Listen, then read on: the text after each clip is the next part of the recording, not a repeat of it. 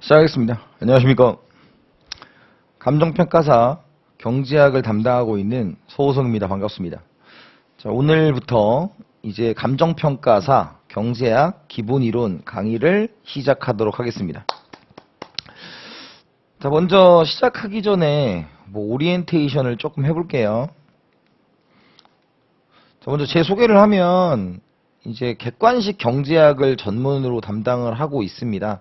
그래서 객관식에 들어가는 공무원, 보험계리사, 노무사, 감정평가사, 공인회계사까지 객관식을 담당하고 있고요. 그 객관식을 담당을 하다 보면 각 시험에 맞춰서 시험에 잘 나오는 그 난이도, 유형을 정확하게 제가 파악하고 있다고 말씀을 드릴 수가 있습니다. 그래서 강의 목표는 뭐냐면 이런 거예요. 경제학을 이제 어떤 분들이 계시냐면 두 가지 부류가 계세요. 1번 굉장히 보수적으로 공부하시는 수험생, 그러니까 딥하게 공부하세요. 딥하게 공부하시는 분들이 계세요. 그래서 다 꼼꼼하게 회계사까지 회계사 공부하는 것처럼 공부하시는 분들이 계시는 게 1번이고요. 2번은 경제학을 좀 좌시하시는 분들이 있어요. 뭐냐면 경제학 공부를 할 때 시간을 최소한 들여서 패스를 하려는 게 목적이신 분들이 계세요. 둘 다 자신이 원하는 스타일로 공부를 하셔서 원하는 결과를 얻으시면 좋은데 문제가 발생을 하는 게, 제가 또 감정평가사를 전문적으로 하는 강사도 보니 여러분들 만나보면 첫 번째 보수적으로 공부하시는 분들은 너무 오랫동안 강좌에 경제학에 너무 시간을 많이 쓰세요. 경제학이 중요하지 않은 과목은 아니지만 1차에밖에 없는 과목이기 때문에 너무 깊은 시간을 들여서 합격을 하실 필요는 없는 것 같다라는 게 첫 번째 얘기고요. 두 번째는 너무 이렇게 그냥 너무 쉽게 그냥 어떻게든 넘어가려고 기출문제만 풀어가 넘어가지, 그런 분들은 꽈락 나와요. 참고로 경제학 꽈락이 굉장히 많습니다, 여러분. 출제 난이도는 재전보다는 조금 낮아진 건 맞는데 그것도 뭘 알아야 하는 거잖아요. 그래서 너무 시간을 안 들이면 오히려 역효과, 이 경제학 때문에 1차 공부를 좀 더 해야 되는 상황이 올 수도 있어요. 그래서 저는 이 양쪽의 중간에 서 있으려고 하는 거예요. 시간을 적정 시간만 들여서 꽈락을 면해서 반드시 합격, 1차 합격의 기본적인 그 점수를 제공하는 그런 과목으로 경제학을 만들려는 것이 저의 목표다라고 말씀을 드릴 수 있습니다. 그래서 제가 항상 어떤 시험에 가서 또 마찬가지고, 여기는 감정평가사니까 감정평가사에 딱 맞춘 수험 적합적인 강의를 할 거다라는 말씀을 드릴 거예요. 그래서 여러분들이 요 강의, 기본 강의를 잘 일단 따라오셔야 됩니다. 교재는 이제 제가 쓴 교재고요. 횟수가 이제 3강씩 50분 정도, 50분에서 60분 정도 해가지고 3강씩 24회 강의를 진행을 할 겁니다. 그래서 이론 중심이고요. 제 교재 구성이 경제학 책은 다 거기서 거기인데, 제가 경제학 책을 쓰는 목표는 뭐냐면 이제 백과사전식의 책은 아니에요. 제 책은 모든 이론을 다 담진 않았어요. 저도 빠진 내용이 있는 건 아닌데, 이런 거 있잖아요. 10년에 한 번 나오고 이런 것들은 좀 아닌 것 같아요.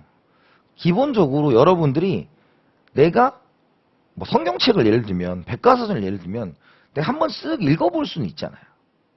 근데 문제는 여러분들이 시험장에 가시면 사고를 해서 문제를 푸시면 안 돼요. 그런 사고로 경제학을 공부한다고 하면 수업에는 좀 맞지 않는 거거든요. 우리가 이 문제를 보고 이 문제는 이러한 유형의 주제와 이러한 유형의 문제 풀이 방식으로 풀어야지, 요게 이제 딱 대책이 서 있어야만 좋은 점수가 나온다고 말씀을 드릴 수가 있습니다. 따라서 저는 이제 시험에 정말로 집중적으로 나오는 문제와 그 내용들을 좀 기본서에 실어놨고요. 기본서에는 이제 감정평가사 문제도 있고 회계사 문제도 있고 공무원 문제도 있어요. 그러니까 우리가 감정평가사라고 하면 이런 논리를 보시면 돼요. 중간에 7급 공무원이 있는 거예요.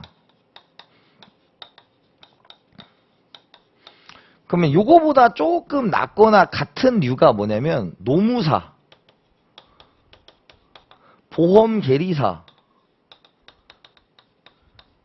요런 시험들이 이제 경제학이 가장 물론 이거보다 더 밑에 있는 테스트 매경 테스트 이런 것도 있거든요. 그래서 제가 테스트에서는 제가 전국 1등이에요. 그러니까 뭐냐면 그쪽은 이제 상식 시험이니까 그런 것들이 있는데 그건 빼고 그 다음 윗급이 뭐냐면 감정평가사예요. 그 윗급이 8급 공무원이에요. 그러니까 8급 공무원은 선생님 7급이 왜 밑에 있습니까? 8급 공무원이 국회직이거든요. 그게 거기가 그 진급이 빨라요. 그래서 8급이 더 위에 있어요. 8급 시험이 더 어렵습니다. 그 다음에 그 위에 올라가 보니까 정말 올라갔네. 회계사가 있는 거죠. 공인회계사, CPA가 있는 거예요. 그럼 우리가 감정평가사 문제를 풀려면 여기 있는 기본 내용을 바탕으로 올라가는 거지 기본적으로 감정평가사 기출만 풀어서는 안 돼요. 특히 아까 말한 것처럼 딥하게 공부 안 하시는 분들은 기출 문제를 외우면 문제를 풀 수 있다고 생각하시는 분들이 계세요. 아, 절대 아니에요. 절대 아니에요. 그거는 정말로 공부를 오히려 더 시간을 잡아먹으실 거예요. 차라리 기본 이론부터 이렇게 가서 여기 있는 것들을 해결하고 그 다음에 간평률 문제를 풀면 그냥 해결이 되는 그런 문제들이 꽤 많다라는 걸로 말씀을 드릴 수 있습니다. 그래서 감정평가사 같은 경우는 또 7급하고 다른 점이 7급은 다 맞아야 돼요. 다 맞아야 되고 간평은 여러분들이 80점에서 90점 정도만 맞으면 됩니다. 그 말은 뭐냐면 내가 모든 내용을 전부 다 퍼펙트하게 알 필요는 없다는 거예요. 시험에 나오는 것들은 제가 이제 A급, B급, C급 그래서 제가 ABC 경제학이에요. 물론 두 가지 의미가 있어요. ABC는 우리가 이제 ABC만 아시는 초심자만 오셔도 돼요 라는 뜻도 있지만 A, B, C급으로 제가 나눠드릴 테니까 A급, B급, C급에서 A, B만큼은 여러분들이 정확하게 하셔야 여러분들이 원하는 점수를 맞을 수 있다라는 말씀을 드리는 겁니다. 결론 제가 하라는 것만 하시면 돼요. 그래서 여러분들하고 24회 정도 걸쳐서 할 거고 뭐 보강이 있을 수도 있고 없을 수도 있어요. 근데 기본적으로 저는 이제 더 하는 것도 싫어하고 덜 하는 것도 싫어하고 그리고 특히 뭐 시간을 많이 기본 강의에 넣는다고 좋은 강의 아니에요. 그 마음의 위안을 가지지 마시고 제가 하라는 것만 딱딱 하셔서 참고로 제 수업 듣고 뭐 점수가 잘 안 나왔네, 경제학 때문에 떨어졌네 이런 거 없고 항상 시험 끝나면 저하가 하는 말이 뭐냐? 고맙다. 선생님 고마워요. 선생님 때문에 경제학은 별로 무리 없이 넘어갔어요. 이 얘기를 많이 하세요. 그 말은 또 시험 보면 아세요. 그런 것들을. 그러니까 제가 여러분들 합격을 위해서 제가 제 목숨 걸고 하는 거니까 이 정도 기본 강의면 충분하다라는 말씀 드리고 이론을 설명하고 제 교재에 맞춰서 그 밑에 확인 문제를 제가 달아놨어요. 그게 뭐냐? 이 문제는 이렇게 출제가 된다. 이런 것들을 말씀드리기 위해서 달아놨습니다. 그래서 이론 설명하고 문제 풀고 이런 식으로 진행을 할 거예요. 자, 이제 교재는 어떻게 되냐면 첫 번째 학습 목표가 있습니다. 학습 목표. 학습 목표는 요 파트에서는 요 정도를 공부하시고 간다. 그래서 여러분들이 기본 강의를 다 듣고 나서는 첫 번째가 이제 어떤 구성으로 되어 있는지, 그 다음에 두 번째는 여기에서 내가 이런 얘기를 했다라는 걸 기억하시는 게 학습 목표고요. 이론 설명 있고, 계산 문제 있고, 기출 문제 있습니다. 그 다음에 이제 표로 한눈에 정리하니까 표로 이제 딱 요약을 해놨고요. 그 다음에 개념 확인 OX, 그다음 기출, 고난이도 문제 이렇게 돼 있고요. 고난이도 문제에 간평 문제를 넣어놨어요. 간평 문제를 좀 넣어놨습니다. 이렇게 보시면 될 것 같고요. 회계사 문제까지 다 넣어놨습니다. 강의의 특징은 최소한의 수식과 그래프를 사용한다라는 말이 뭐냐면 이런 거예요. 자, 이제 우리가 수업을 하잖아요. 그럼 저도 여러분들처럼 경제학을 공부했을 때가 있었어요. 그러면 그때 저는 기억나는 게 제가 우리나라에 존재하던 선생님들, 존재하던 분들의 수업을 다 들어봤고 특히 이제 지금 제가 나이가 그렇게 많진 않기 때문에 지금 활동하고 있는 좀 약간 대선배님들 수업은 여러분들과 똑같은 입장에서 제가 강의를 들었어요. 강의를 들었어요. 그때 제가 기억나는 게 뭐냐면 이거였어요. 그래프. 수업 시간에 그래프를 그려주시면 그래프를 따라 그리느라고 정신이 없었어요. 제가 그랬거든요. 근데 문제는 여러분 시험 문제에 그래프가 나오는 게 한 개가 나올까 말까예요. 감정평가사는 특히 한 개가 나올까 말까예요. 그래프가 나오면 우리가 읽으면 돼요. 읽음. 그래프가 나오면 읽으면 돼요. 근데 이 그래프를 왜 쓰느냐라고 하면 증명을 하기 위해서 써요. 증명을 하기 위해서 써요. 그럼 그 증명을 하기 위해 쓴다는 얘기는 여러분들이 그래프를 그려서 어떤 개념을 설명을 합니다. 근데 내가 그 개념을 이해할 수 있으면 그래프가 중요한 게 아니라 그 개념이 중요한 거예요. 내가 그래프를 그려서 이 개념을 했다. 그럼 이 개념이 기억나면 그래프는 필요 없어요. 필요 없어요.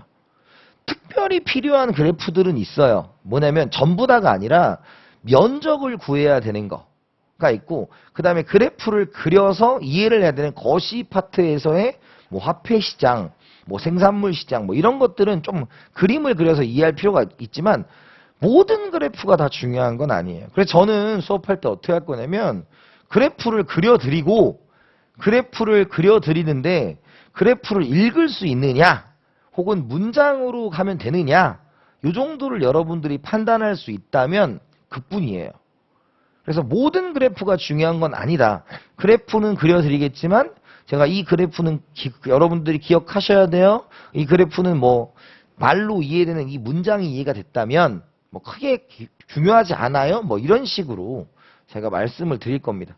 다 그려드리겠지만 최소한의 그래프라는 것은 여러분들이 외워야 되고 이해를 해야 되는 그래프를 제가 정해드리겠다. 이런 말씀을 드리겠습니다. 그 다음에 최소한의 수식이라는 건 뭐냐면 이런 거예요. 여러분들이 이제 경제학을 보면서 가장 가지고 있는 선입견이 뭐냐면 수학이다예요. 수학이다. 근데 여러분 우리 경제에서 필요한 수학은 연립방정식 푸는 거하고 그래프 1차, 2차 함수 정도 그리는 거하고 그 다음에 미분하는 거 정도인데 이거는 우리가 암기해서도 충분히 가능한 부분이에요. 여러분 오해하시면 안 돼요. 경제 문제는 여러분들이 정해진 조건을 그냥 우리가 알고 있는 식에 집어넣는 것 뿐이에요. 우리 고등학교 때 했던 그 수학식은 문제를 이해하는 게 먼저였단 말이에요. 문제를 이해하는 게 먼저였어요. 그런데 그게 아니에요. 어차피 식은 정해져 있어요. 우리가 그 식을 알고 있어야 되고 그 식에서 내가 문제에 나와 있는 그 조건들을 집어넣는 거죠. 그래서 제가 수업 시간에 얘기할 거예요. 뭐는 미분한다. 미지수가 2개면 연립방정식 뭐 이런 식으로 제가 가르쳐 드릴 거예요. 그런 부분에 있어서 너무 스트레스 받으실 필요가 없다. 딱 5가지 정도만 아시면 돼요. 미분도 딱 5가지 정도만 아시면 되고 그거에 대해서 여러분들이 너무 스트레스 안 받으셔도 된다. 그래서 수학이다? 이런 생각은 좀 버려라. 산수다. 산수. 요 2가지를 이용해서 저는 직관적으로 강의를 할 거고요. 그 다음에 예시를 좀 많이 들 건데 사실 예시도 우리 현실에서 맞는 예시가 있고 현실과 다른 예시도 많은데 되도록이면 여러분들이 이해를 할 수 있도록 좀 다양한 예시를 들어드리도록 하겠다라는 거고 감정평가사 내용에 집중한다라는 말은 뭐냐면 그 감정평가사니까 회계사에서만 나오는 게 있어요. 회계사가 객관식의 경제학에서는 가장 끝판왕이거든요. 거기에서 나오는 것들은 안 하고 딱 감정평가사에서 시험을 봤을 때 나올 수 있는 내용에 집중을 하겠다라는 말씀을 드리겠습니다. 왜냐? 이 강의는 감정평가사 강의니까. 강의 활용법이에요. 강의 활용법. 먼저 여러분들 그 단어 수학 특강이 있어요. 그래서 단어 정리해드린 게 있고 수학 강의가 있어요. 근데 이거를 보고요. 여러분들이 오해하면 안 되는 게 있어요. 저도 그랬고 특히 처음 하시는 분들, 성인이 돼서 공부하시는 분들이 어떠냐면 특히 다른 과목과 좀 차이가 있어요. 예를 들어서 법이에요. 법. 법 과목의 특징은 어떠한 조문을 배워요. 그 조문을 배우면 이걸 이제 문제화 시켰을 때 이 법조문이 바로 반영이 돼서 문제화가 되는 경우가 많을 거예요. 내가 A라는 걸 배우면 A라는 걸 가지고 문제가 바로 풀릴 겁니다. 근데 경제라는 건 어떠냐면, 경제학은 뭐냐면, 경제는 여러분들에게 좀 시간이 필요합니다. 그 이유가 뭐냐면, 법과의 공통점은 단어가 현실에서 우리가 법은 이제 예를 들어 한자, 뭐 기속된다, 뭐 이런 식의 단어를 좀 쓰잖아요. 근데 경제는 영어에 약자가 많아요. 뭐 MP, 뭐 MR, 뭐 이런 식으로 양자가 많습니다. 그런데 처음에는 여러분들이 그 단어가 익숙하지 않으니까 단어 따라가느라고 정신이 없어요. 아, 제가 그랬다니까. 단어 따라가 정신이 없어요. 그런데 시간이 지나면 하나 깨닫는 게 있습니다. 경제에서 쓰는 그 약자는 굉장히 한정되어 있고, 우리 시험은 객관식 시험이기 때문에 그 약자를 스펠링으로 쓰라는 건 없어요. 그래서 저는 수업 시간에 여러분들한테 스펠링을 써드리지도 않을 거예요. 왜? 읽으면 그만이니까. 그럼 M은 대부분이 마지널이라는 표현을 쓰고 A는 에버리지라는 표현을 많이 쓰고 이런 식으로 약자가 있기 때문에 그 단어 특강에 그런 약자를 표현해 드렸어요.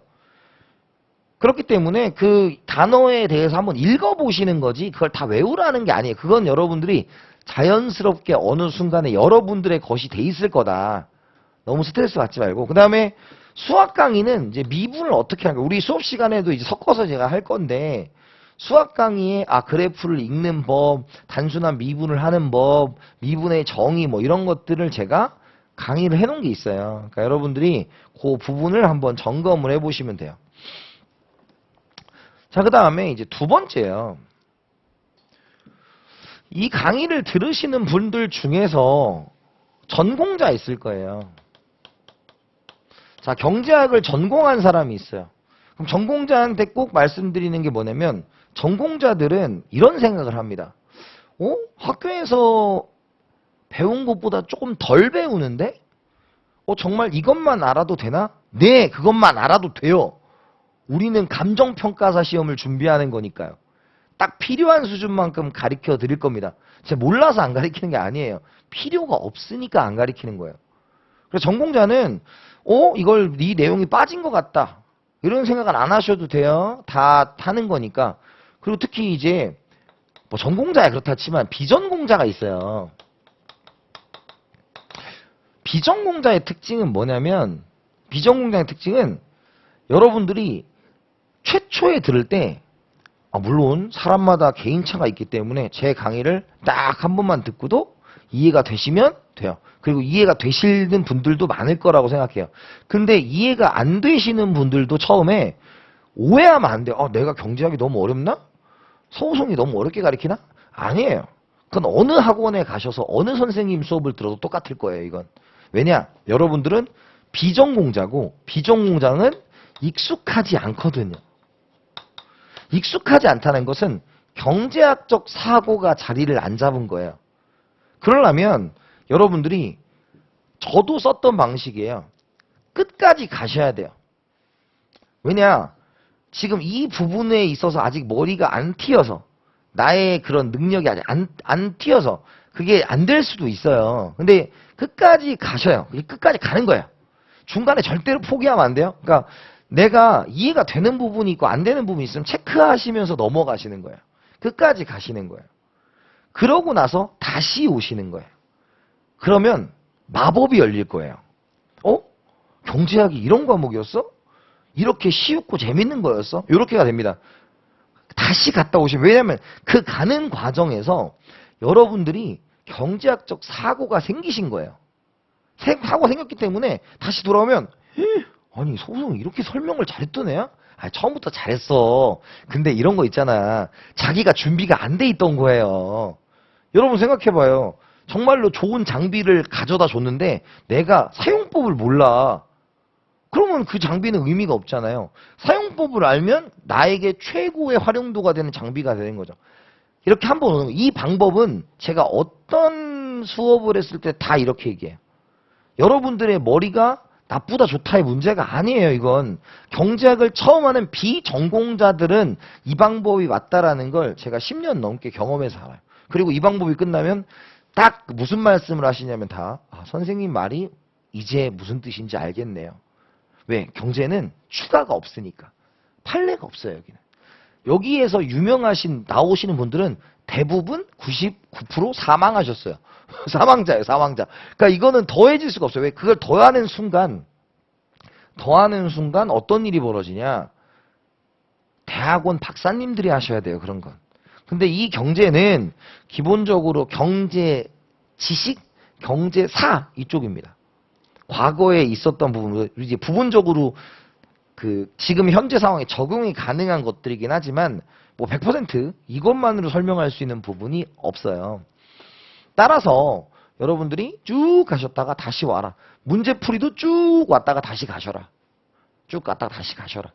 그래서 딱 2바퀴 돌아서 안 되면 저한테 연락 주세요. 그럴 리는 없으니까. 그럴 리는 없어요. 그리고 마지막으로 다시 한번 들으시면 돼요. 그래서 한 바퀴 갔다가 끝까지 들었다가 다시 한번 들으시면 이제 마법의 문이 열릴 겁니다. 여러분들이 경제학의 선택 과목. 그래서 여러분 참고 1차 과목에서 하실 때 경제학이 공부를 어설프게 해놓으시면 끝까지 과락의 위험에서 벗어나지 못할 거예요. 이건 진심이에요. 1차가 생각보다 아무것도 아닌 것 같지만 많은 분들이 1차를 떨어지세요. 경제학 때문에. 그 부분을 충분히 생각을 하셔야 된다라는 말씀을 드립니다. 결론, 감정평가사 경제학은 어렵지 않아요. 단 공부를 하신 분한테. 그렇게 막 고차원적의 문제를 묻지 않고 마음이 편안하게, 저랑 이제 함께 하신 작년에 수강생들은 그랬어요. 마음이 편안했다. 왜? 정말로 나온다는 것만 나왔다. 라는 거였죠. 너무 과도하게 어려운 건 제가 또 말씀드려요. 이건 너무 고난이고 투머치이기 때문에 다른 게 다 되시면 봐라. 그걸 저는 이제 3일 전이라고 표현해요. 3일 전. 이거 3일 전에 보세요. 그 3일 전은 뭐냐면 이거에 너무 초점을 맞추실 필요가 없다. 라는 겁니다. 나만 맞을 것 같은 정답은 없어요. 그러니까 여러분들이 경제학을 저랑 착실히 공부하시면 경제학 1차 한 방에 통과하시고 그 다음에 2차 여러분들 합격하실 거니까 경제학 때문에 1차 공부를 오랫동안 하는 그런 것들은 범하지 않으셨으면 좋겠다라는 말씀을 드리면서 이제 오리엔테이션을 마치겠습니다. 믿고 따라오시면 됩니다. 자, 그러면 이제 첫 번째가 뭐냐면 경제학 기본 용어. 우리 기본서 맨 처음에 경제학 기본 용어를 실어드렸어요. 그래서 요거는 우리가 앞에서 말씀드렸던 그 경제 단어 특강, 기초 수학 특강의 내용을 이 안에 집어 넣은 거예요. 그래서 여러분들이 이걸 쭉 읽어보시면 되고, 이제 표현법에 대해서 얘기를 해놨어요. 뭐 수요는 D다, 공급은 S다 이런 식으로 했으니까 여기 있는 스펠링을 외우는 건 그냥 바보 같은 짓이에요. 그런 건 하지 마세요. 참고로 저는 경제 객관식 감정평가사 선생이지 경제학 교수가 아니에요. 우리 학교에 그런 논리적인 그런 뭐 주관식 시험을 보는 사람은 아니기 때문에 최소의 투입으로 최고의 객관식 점수를 만들어내는 것을 목표로 합니다. 그 부분을 한번 생각해 보셨으면 좋겠다라는 거고, 쭉 한번 읽어보세요. 우리가 이제 요 단어들이 여러분들하고 저하고 뭘 할 거다. 그 앞으로 진행되면서 이런 단어들을 사용할 거다라고 말씀드리는 파트고요. 그 다음에 두 번째가 객관식 수학 상식인데 이거는 이제 제가 강의 시간에 좀 녹여드릴 거예요. 녹여드릴 거예요. 왜냐면 또 수학 상식을 이렇게 했더니 여기에 또 질리시는 분들이 있어. 숫자만 보면 여러분 숫자만 보면이란 단어는 쓰지 말자고요. 그리고 여러분들이 평가사 하시려면 기본적인 숫자에 능숙해지셔야 되잖아요. 할 수 있어, 할 수 있어. 자, 그래서 수학도 해드릴 거고, 따라서 이제 그 단어는 읽어보시고 수학은 이제 수업 시간에 이제 슉슉슉 이게 섞어서 해드릴 테니까 보시면 될 것 같고요. 이제 첫 번째 강의 경제학 기초와 시장 가격 결정과 변동이에요. 자, 첫 번째 경제 활동입니다. 자, 이렇게 여러분들하고 무엇을 해주냐면, 요게 이제 여러분들이 요 판때기가 끝날 때까지 개념이 끝나지 않는다는 거예요. 그래서 요 부분이 필요하신 분들은 요청을 하시면 제가 보내드릴게요. 이걸 왜 하냐면, 길을 잃지 말라는 거예요. 항상 이제 어떤 개념이 있으면 그 개념에 맞추어서 나온다는 얘기고, 특히 이번 회차에서는 뭐 딱히 이것만 가지고 단독으로 출제가 된다 이런 건 별로 없습니다. 별로 없어요. 다만 이제 요 내용 중에서 여러분들이 출제 가능성이 높은 건 요 경제 순환이라는 게 한 C급 정도는 된다라는 거예요. C급 정도. C급이라는 것은 뭐 5년 주기설 이렇게 보시면 돼요. 5년 주기설. 그 다음에 B급은 3년에서 2년 주기. 그 다음에 A급은 1, 2년 주기로 이렇게 주장창 나오는 거다. 이런 식으로 여러분들이 보시면 되고, 이 등급을 매겨드리는 건 자신 있으니까 등급을 매겨드리는 거예요. 자신 있으니까. 그러니까 여러분들이 특히 이제 초심자들이 하는 게 뭐냐. 첫 번째 회차에 힘을 너무 써. 힘을 너무 써. 아니, 뭐, 이런 게 있는 거죠. 이런 게 있는 건데, 저도 그랬어요. 이렇게 막 뭔가 책을 사면 막 마음이 막, 닫았고 막, 여기서부터 막 내가 다 외워야 될 것 같고 막, 야, 가자! 그러고서 이제 앞에 5분의 1 정도만 까매. 왜 까만 줄 아세요? 했다가 포기했다가, 했다가 포기했다가, 했다가 포기했다 그랬어. 그래서 여러분들한테 끝까지 가시라는 거예요. 끝까지 가시라는 거예요. 요거 정도 보시면 될 것 같습니다. 그리고 제가 이제 판서를 해드릴 거예요. 판서를 해드리면 그 판서 내용을 이제 책에 있는 내용이니까 그냥 밑줄을 치실 분들은 치시고, 아니 나는 나만의 요약 노트를 만들겠다라고 생각하시는 분들은 또 요약 판서를 하시면 됩니다. 자, 먼저 이제 경제 순환에 첫 번째가 경제 주체라는 게 있어요. 여기는 얘를 빼고는 단독으로 출제되지 않고 일종의 이제 경제학의 빌드업을 하는 겁니다. 이런 단어들이 있고 한번 참고를 하셔야 되는 부분입니다. 경제 주체라는 것은 주체가 뭐예요? 뭐 주인이죠, 주인. 경제활동 할 수 있는 게 뭐냐? 그러면 첫 번째가 이제 우리가 가계라는 게 있어요. 가계. 옛날에는 가계라는 말을 좀 많이 썼죠. 뭐냐, 가계부. 그쵸. 옛날에 우리 아버지가 가계부 가져와. 그래서 우리 엄마가 그딴 건 없어. 이랬던 기억이 납니다. 그딴 건 없어. 이랬던 기억이 나요. 그럴 때 좀 있었지. 요즘은 안 쓰지만 경제에서는 가계라는 단어를 쓰고요. 가계는 소비의 주체입니다.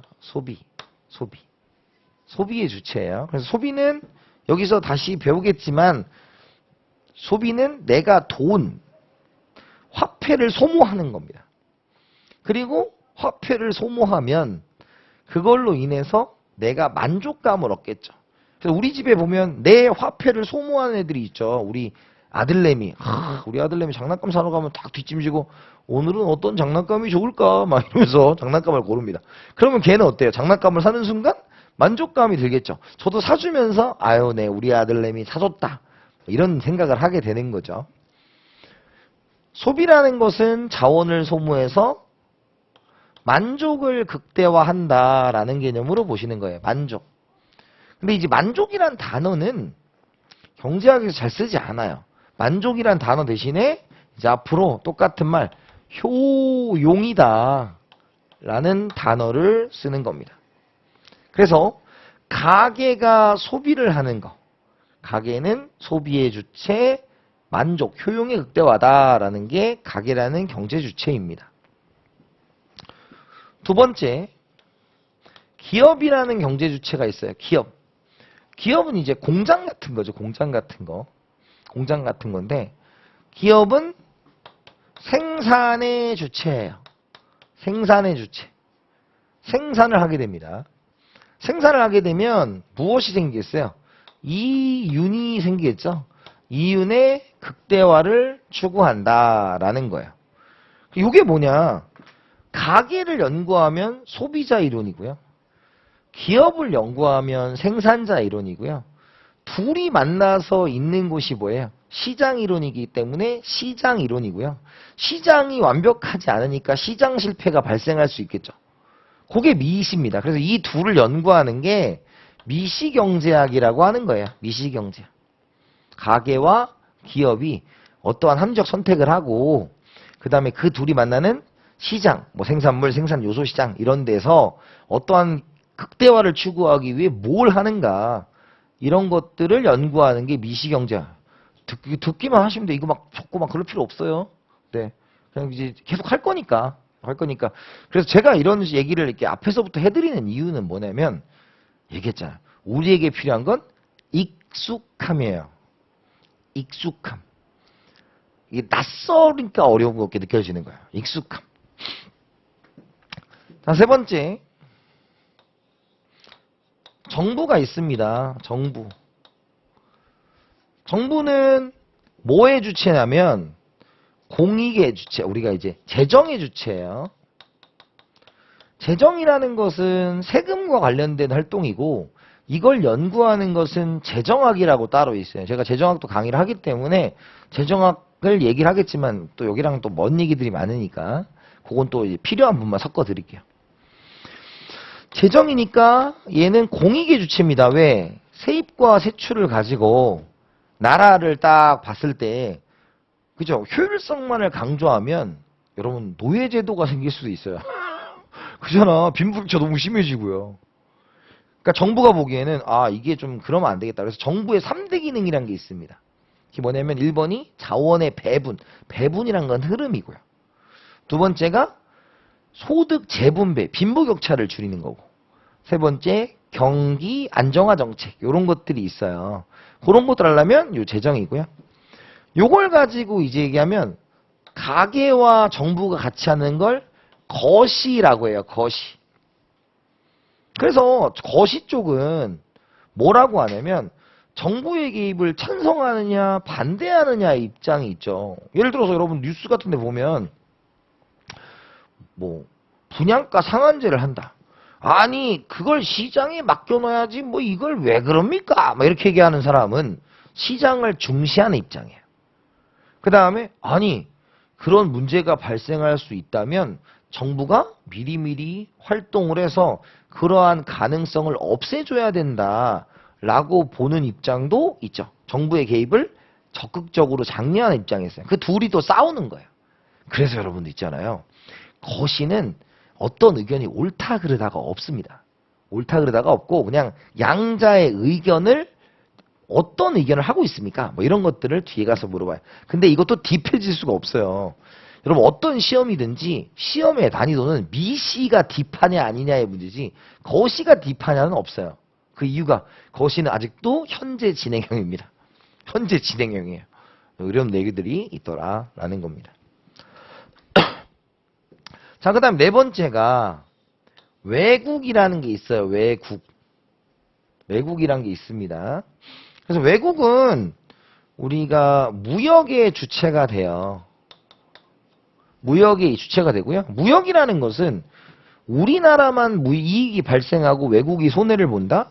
그런 무역은 존재할 수가 없어요. 따라서 무역이라는 것은 이 나라도 저 나라도 무역의 대상이 되는 국가들이 모두 이득을 볼 거다. 상호이익이죠. 자국의 이익을 극대화한다. 상호이익의 극대화가 추구된다는 점 한번 생각을 해보시면 되고요. 이제 외국이 들어오면 요렇게가 이제 묶이면 개방경제의 거시가 돼요. 그 다음에 여기는 폐쇄경제의 거시가 되고요. 그래서 먼저 미시를 배우는 이유는 미시적 베이스가 있어야 거시경제학을 할 수 있기 때문에 우리가 미시부터 배우고 거시 배우고 그 다음에 국제경제학을 배우는 순서대로 갑니다. 근데 우리는 기억해야 될 게 뭐다? 가계는 소비, 기업은 생산, 정부는 재정, 외국은 무역의 주체다. 이 정도를 보시면 돼요. 또 이 내용은 또 반복하기 때문에 참고사항입니다. 자, 요걸 이제 1번 한 거예요. 이제 요게 왜 있는지 알겠죠?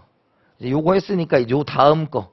그래서 제가 왜 이걸 하냐면 저도 이제 여러 선생님들 수업을 들었으니까 말씀을 드리지만 이게 어디가 끝맺음이 되는지 잘 모르겠더라고 처음 할 때. 그래서 제가 나름대로 생각해 놓은 방법이다. 이렇게 보시면 됩니다.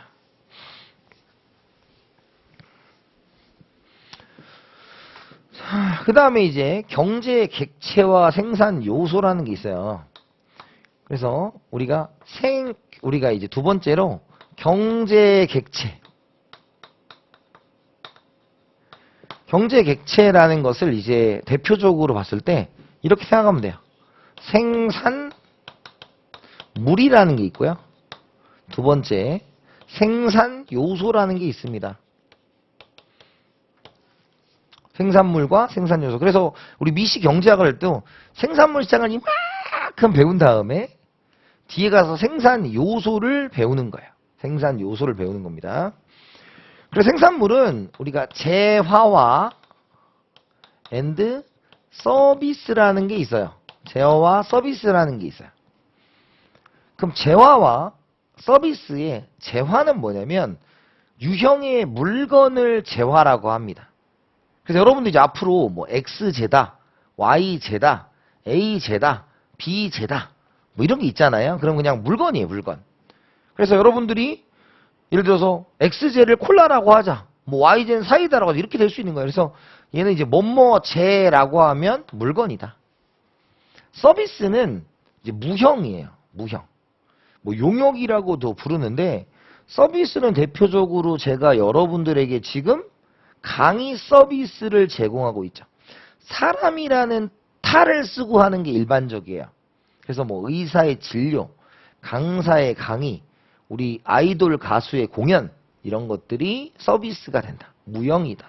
라는 거예요. 그래서 앞으로 이제 무슨 재 하면 이제 재화입니다. 자, 그 다음에 생산 요소가 있어요. 생산 요소는 생산을 하기 위한 재료다 이거예요. 즉 생산물에 이제 투입이 되는 거예요. 투입. 여러분들 우리가 대표적으로 짜장면을 만들려면 뭐가 필요합니까? 1. 밀가루가 필요해요. 밀가루가 필요하죠. 두 번째, 춘장이 필요해요. 춘장. 세 번째가 뭡니까? 그렇죠. 요리사에 하는 거 있잖아. 그런 게 필요하겠죠. 따라서 지금 재화 서비스를 만들기 여러 가지가 필요한데 그걸 우리가 다 할 수는 없다. 다 할 수 없으니까 대표적으로 생산 요소에는 노동, 사람의 인위적인 그런 노동력이 필요할 거예요. 그 다음에 자본인데, 자, 자본이에요. 자, 자본은 이제 앞으로 여기서 유의사항이 있어요. 그러니까 경제를 할 때 우리가 현실에서 쓰는 것과 한 싱크가 한 85%는 비슷한데 경제학에서는 조금 다르게 다루는 것들이 존재하더라 라는 거예요. 그게 뭐냐? 자본이에요. 자본하면 뭐가 떠올라요? 그렇죠. 쩐이 떠올라. 쩐이 떠올라. 근데 쩐만 있는 건 아니지. 쩐은 돈이고 우리가 이 돈이라는 걸 얘기하려면 거시로 가야 돼요. 그래서 우리가 이제 거시로 왔을 때 화폐 시장을 따로 배우셔야 됩니다. 근데 여기서는 이제 그런 얘기는 아니고 이 자본이라는 게 뭐냐라고 하면 여기서는 기계, 설비 같은 거 이런 것들이 자본이에요. 돈 아니에요. 이제 앞으로 할 때는 자본이라고 하면 이제 기계 설비 같은 걸 의미해야 된다라는 겁니다. 그래서 이제 우리가 앞으로 이걸 쓰는데 이 자본을 노동은 이제 약자 쓰는 거 있죠. 우리 약자 하다가 기억 안 나면 특히 인강으로 풀어보시는 분들은 다 듣고 앞에서 가보세요. 근데 이제 하다가 중간에 계속 넘어가면 이게 진도를 못 나가요. 처음 할 땐 쭉 나가라 그랬으니까. 노동은 레이버 L 써요. 자본은 캐피탈 씁니다. 그랬더니 이제 질문 나와. 선생님 캐피탈은 CAP 아닙니까? 네, 맞아요. 그런데 이 C라는 단어는 경제학에서 굉장히 중요한 두 단어가 있어요. 1. 컨슈미션이라는 단어가 있습니다. 소비가 있고요. 2. 코스트라는 단어가 있어요. 비용이라는 단어가 있어요. 그렇기 때문에 여기까지 쓰면 좀 그래. 그래서 K는 뭐냐? 독일어다, 독일어. 독일어로 K로 시작하니까 자본이 K가 된 거고, 경제학을 이제 저도 경제학을 전공했지만 경제학을 이제 공부하러 미국으로 많이 가셨는데 뭐 미국이 역사가 뭐 1776년 뭐 이거 아닙니까? 그 전에 경제학은 어디서 있었겠다? 이제 유럽에서 있었을 거니까 유럽의 독일에서는 캐피탈이 K니까 K로 쓰자라는 것으로 생각해 두시면 돼요. 그래서 여러분들이 가지기 쉬운 그런 좀 궁금증도 제가 좀 풀어드릴 겁니다. 왜 저도 궁금했었거든요. 옛날에 궁금했는데 안 가르치고 그냥 K가 K지, K가 자본이면 기계지 뭐 이렇게만 배워가지고 제가 여러분들처럼 공부했을 때 그런 좀 의구심이 있었던 부분도 제가 설명을 해드릴게요. 자, 이 노동과 자본을 주로 쓸 거고요. 이제 뒤는 잘 안 씁니다. 이제 토지도 있고요. 경영도 있어요. 경영도 있어요. 그래서 노동, 자본, 토지, 경영 이렇게 있는데 이제 앞으로는 생산 요소하면 이 둘은 거의 쓰지 않는다. 토지는 자연 상태 그대로의 것을 토지라고 하고 경영은 이걸 조합하는 능력이라고 하는데 이제 앞으로 생산 요소하면 L, 레이버, 노동, K, 캐피탈, 자본 이렇게 여러분들이 생각을 해두시면 좋을 것 같습니다. 자, 이렇게 해서 이제 두 개에 대한 이야기를 했습니다. 두 개에 대한 이야기를 했고요. 자, 그 다음에 이제 생산, 소비, 분배에 대한 이야기를 좀 해볼게요. 생산, 소비, 분배에 대한 이야기를 해볼게요. 세 번째, 여기 왔습니다.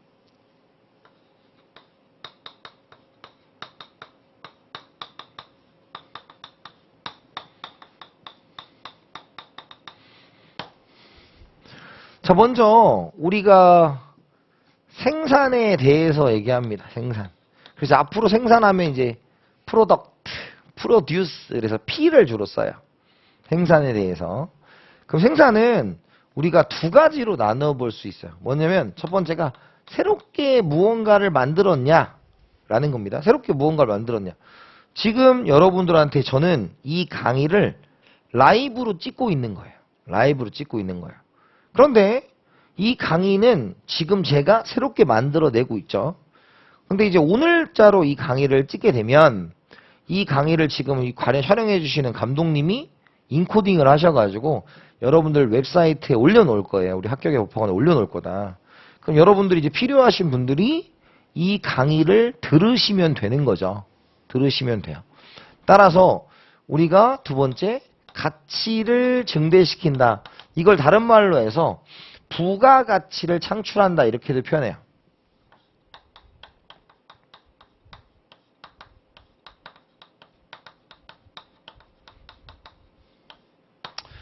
자, 부가가치를 창출한다. 이렇게 볼 수가 있고요. 부가가치를 창출한다는 것은 이제 앞에서 가치를 조금 늘리는 건데 쉽게 생각하면 이거예요. 짜장면을 시켰어요. 내가. 짜장면을 시켰으면 요리사님이 이렇게 휘휘 만들 거 아니야? 그럼 이게 뭐야? 새롭게 만드는 거죠. 그럼 짜장면집에 있는 짜장면은 의미가 있어요? 없어요? 없어. 그가 나에게로 와야 의미가 되는 거죠. 라이더님의 도움이 필요하다. 그럼 우리가 라이더님한테 뭘 드립니까? 배달에 대한 대가, 배달료를 지불하죠. 그것도 뭐다? 생산, 부가치를 창출하는 거다. 라고 보시면 됩니다. 우리 강의를 찍어주시는 이 분들도 이제 부가가치를 창출하는 거죠. 자, 그 다음에 두 번째가 소비가 됩니다. 소비.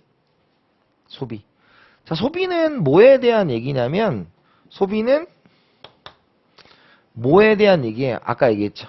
우리가 효용을 극대화하는 거다. 근데 여러분 이런 건 시험에 잘 안 나오는 게 있어요. 가끔 이런 거 물어봐. 여러분들. 우리 집에서 내가 고기를 샀다 이거야. 고기를 샀다. 그죠? 식당에서 고기를 샀다. 그럼 둘 다 화폐를 소모한 거잖아요. 그런데 우리 집에서 고기를 산 건 먹으려고 한 거지. 식당에서 고기를 산 건 팔라고 한 거죠. 그럼 팔라는 것은 새롭게 무언가를 생산하는 과정으로 보시면 되는 거예요. 어떤 느낌인지 되셨죠? 그래서 우리가 소비라는 것은 내가 만족감을 느끼려고 할 때만 소비라는 단어를 쓰는 겁니다. 만족감을 느끼려고 할 때만 소비라는 단어를 쓴다. 이렇게 생각을 해두시면 될 것 같습니다. 자, 세 번째예요. 자, 이제 분배란 단어가 있습니다. 분배. 요거 이제 좀 잘 정리를 해 두셔야 돼요. 분배. 우리가 경제학을 하기 전에 다른 쪽에서의 분배는 무엇이었냐라고 물으면 분배는 나눠주는 거예요. 이렇게 얘기할 수 있어요. 나눠주는 거다. 뭔가를 나눠주는 것을 우리가 분배라고 한다. 이거예요. 근데 경제학에서는 아니에요. 경제학에서는 아니에요. 그래서 분배는 생산 요소를 제공한 대가가 됩니다. 생산 요소를 제공한 대가가 분배다라는 거예요. 그러면 우리 얘기했죠. 생산 요소에 해당하는 게 뭐예요? L과 K가 있었다. L이 뭐였어요? 레이버. K가 캐피탈, 노동과 자본이 있었죠. 그러면 우리가 토지나 경영도 있겠죠. 토지나 경영도 있을 거야. 근데 일단 두 개를 주로 합니다. 왜냐면 여러분들이 경제하면서 이 둘을 경제가 끝날 때까지 할 거기 때문에. 그럼 노동에 대한 대가는 뭐가 되겠냐면 우리가 이제 임금이에요. 임금. 그래서 이렇게 W를 씁니다. 근데 경제학에서 그럼 보면 요렇게 쓰는 게 있고 요렇게 쓰는 게 있어요. 요렇게 쓰는 게 있고 요렇게 쓰는 게 있습니다. 대문자로 쓰면요. 그냥 액수예요. 액수. 그리고 소문자로 쓰면 이제 비율이에요. 그래서 임금률. 임금률은 대표적으로 여러분들의 시간당 페이 정도 생각하시면 돼요. 시급 정도 생각하면 돼요. 뭐 1급이 될 수도 있어요. 근데 이제 여기서는 비율이다. 여기는 T는 뭐예요? 세율이죠. 세율. 그러니까 얘가 뭐 100만 원의 세금을 낸다? 10%의 세율이다. 이런 식으로. 그래서 대문자와 소문자가 있으면 대문자는 이제 총액을 기본적으로 얘기하고 소문자는 우리가 비율을 얘기한다. 이 정도로 여러분들이 생각해 두시면 좋을 것 같습니다. 이런 얘기들도 한번 보시면 좋아요. 그래서 차근차근 할 거예요. 차근차근. 자, 그 다음에 우리가 K가 있죠. K에 대한 걸 우리가 이자라고 합니다. 이자. 그래서 R이에요. 그래서 우리가 rate of interest라고 해서 이자율이라고 얘기하는 겁니다. 그래서 여기는 이제 이자율이 여러분들 오해하면 안 되는 게 렌탈료야. 여러분들 어차피 우리 돈을 빌려 쓰는 대가가 이자잖아요. 기계도 빌려 쓰는 대가가 렌탈료야. 그래서 옛날에 이제 요즘 유튜브 같은 거 보면 그런 거 본 적이 있어요. 요즘에 유튜브를 되게 많이 보거든요, 제가. 많이 보는데, 볼 게 하나도 없어서 이제 상황극 같은 거 보는데, 좀 재밌었던 게 그랬어요. 어떤 이혼한 부부가 있어가지고, 야, 내가 결혼할 때 해갔던 혼수 내놔! 이러니까, 다 렌트해온 거잖아. 할 말이 없어. 그런 좋은 방법이 있었어. 렌트하는 게 좋아. 왜냐면 여러분 나중에 이제 결혼하셔가지고, 아이를 낳잖아요? 그러면 애가 다 뿌십니다. 좋은 거 사봐야 뭐 큰 의미가 없더라고 진짜로. 옛날에는 이제 저도 이제 결혼을 처음 해보니까 두 번째 안 해봤어. 처음 해보니까 처음 살 때 뭔가 되게 막 좋은 걸 사야 된다 뭐 이런 생각을 했었거든요. 근데 아니야 어차피 애가 다 푸시더라고. 저희 아들내미 딸내미가 테레비를 한 대씩 푸셔가지고 이제 다음번 세 번째 살 때는 정말 보급형으로 샀어요. 브라운 건 아니지만 TV 좋은 거 살 이유가 없더라고. 그랬던 기억이 납니다. 자, 그래서 이자라는 단어는 이제 앞으로 렌탈료 같이 생각하면 돼요. 이자, 돈에 대한 렌탈비가 이자인 것처럼 기계에 대한 렌탈료 이렇게 생각을 하면 됩니다. 그래서 요 두 가지 웨이지, 레이트 오브 인터레스트. 그래서 요거에 대해서 이제 생각하고 뭐 제가 스펠링을 안 써드린 이유는 이제 LKWR에 익숙해지셔야 돼요. 이런 용어들이 처음에는 이 설명을 해드리고 이제 뒤로 가면 갈수록 그 약자로 설명을 할 수밖에 없어요. 그걸 한글로 계속 못 쓰니까. 그래서 그러니까 여러분들이 나중에 익숙해지면 이게 이거다 이렇게 가는 겁니다. 자, 그 다음에 이제 우리가 토지가 있고 그 다음에 경영이 있겠죠. 토지에 대한 대가는 이제 지대라고 쓰는 거죠. 지대. 그래서 뒤에 가면 이제 경제적 지대에 대한 얘기를 한번 할 거고요. 경영은 이제 거의 안 합니다. 이윤이란 단어를 쓰는데 뭐 요거는 이렇게만 해놓을게요. 그래서 여기에 너무 신경 쓰지 마세요. 우리 경제학에서는 경영을 안 하니까. 그래서 이제 선생님 저는 경영학과인데 아유 마음에 담아두세요. 경영에 대해서는 뭐 크게 하지 않습니다. 그래서 요걸 이제 우리가 분배다 이렇게 표현하면 돼요. 그래서 여러분들하고 이제 경제 주체, 경제 객체와 생산 요소, 생산 소비 분배에 대한 얘기를 했죠. 근데 뭐 하나만 더 하고 잠깐 쉴게요. 뭐 50분씩 할 거니까. 여러분 이제 분배에 대해서 얘기하면 이런 겁니다. 분배인데 분배에 대해서 얘기를 하면 이제 배분이란 단어가 있어요. 배분. 분배, 배분. 거꾸로 말하기 놀이 아니고 이 분배는 우리가 그 일반적인 단어로는 디스트리뷰트 뭐 이런 단어를 쓰잖아. 그러니까 그런 단어를 쓰는데 여기서는 이제 이 분배는 앞으로 이제 인컴이란 단어를 써요. I를 씁니다. I. 인컴을 많이 쓰고 그 다음에 이제 배분이라는 것은 allocation을 써요. 그래서 이건 우리가 자원의 흐름에 관련된 이야기야. 그럼 흐름이 뭐냐? 예를 들어서 겨울이 되면 두꺼운 솜이 많이 필요할 거 아니에요. 그죠? 그 다음에 뭐 오리털이 많이 필요할 거 아니야. 그런 식으로 사람들의 니즈에 맞춰서 자원이 흘러간다라는 게 자원 배분, 배분이란 단어를 쓰는 겁니다. 분배는 생산 요소를 제공한 대가고 배분은 자원의 흐름 같은 걸 의미한다. 그래서 이것도 나중에 할 거니까 한번 보시면 되는데 이번 시간에 이제 경제 주체 이런 얘기를 했죠. 그 얘기를 바탕으로 경제 순환에 대한 이야기를 해볼 건데 먼저 문제를 하나 풀어보죠. 자 이겁니다. 여러분 이런 건 지금 기출이 없죠. 그리고 여러분들 특히 이제 다음 회차 들어갈 때 복습지를 드릴 거예요. 그 복습지에는 우리 그 감정평가사에 들어가 있는 최신 문제를 기반으로 여러분들한테 어떻게 출제가 되는지에 대한 겁니다. 그래서 되도록이면 감정평가사 문제를 중심으로 드릴 거니까 여러분들하고 저하고 그 문제를 풀어보면서 같이 해가시면 돼요. 근데 이제 그 문제가 너무 없다 그러면 할 수가 없는 거예요. 그래서 이제 매번 이제 시험을 보는 자세로 참고로 여러분들 그 복습 테스트를 보는 건 여러분들이 뭐 이걸 가지고 뭐 테스트를 하는데 뭐 가슴이 아프라 보는 게 아니라 이런 거 있잖아. 제가 제일 싫어하는 게 뭐냐면 이런 단어 싫어합니다. 이런 말 싫어해. 저 내용은 아는데 문제를 못 풀겠어요. 아니 그 내용을 모르는 거라니까요. 그건 모르는 거예요. 그러니까 어떻게 문제가 나오는지에 대해서 보여드리려고 하는 거니까. 이런 문제는 뭐지? 여러분 시험에 나오는 건 아니고요. 자 갑니다. 생산 과정에 참여하여 생산 요소를 제공한 대가다라는 거죠. 그럼 얘는 뭐가 된다? 분배가 되는 거죠. 경제적으로 가치 있는 어떤 것을 새로 만들거나 원래의 가치를 증대시킨다. 새로 만들거나 가치를 증대시키는 것을 우리가 생산이라 합니다. 일상생활에서 만족감을 높이기 위해 재화나 서비스를 구입하거나 소모하는 모든 활동이다. 만족감을 위해 소모하는 것을 우리는 소비라고 하는 것이죠. 기억. 렌터카 회사가 영업용 수입차, 승용차를 구입하는 것 있습니다. 그럼 렌터카 회사가 영업용 승용차를 구입하는 것은 우리가 생산으로 보죠. 왜?